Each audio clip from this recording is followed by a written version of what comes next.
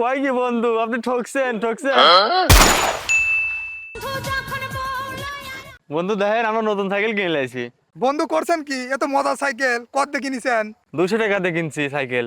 ও, 200 টাকা দিয়ে কিনছেন, ভালোই করছেন। আমু ওই যে 200 টাকা দিয়ে সব জমি কিনে লিছি।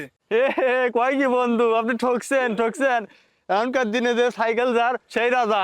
এই জমি বিক্রি করে দিয়ে একটা সাইকেল কেনেন গা, আপনি লাতিপতি প্যাটেল মারবি আর রাজার হাল্লে চলবি। আমিও আমার সাল পাল লাতিপতির জন্য এই সাইকেলটা কিনেছি। না ভাই, এই জমি আমার ছাওয়াল পাল লাতিপুতির জন্য রাখছি, ওখানে ভবিষ্যতে কাজে লাগবে। না না না, খালি রাস্তার টুক বেসবো। না না, 3 কোটি টাকা দিয়ে দাও। আরে বন্ধু, কিসের 3 কোটি টাকার দরবার করতে চাও?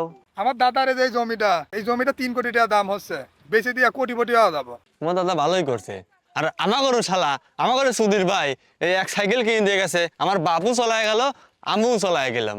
ওর দাদা ভালোই করে গেছে, আজকে জমিন কিনে রেখে গেছে, ওরা আজকে কোটিপতি হয়ে গেছে। আর আমাগরে শালার পুট শালা সাইকেল দিয়ে গেছে, আমরা ফকিরনি রয়ে গেলাম। না না না, তোমরা সাইকেল দিয়ে রিক্সা বানাও গা, কাজে লাগবে না, দাও টিয়া কামে পারবে না।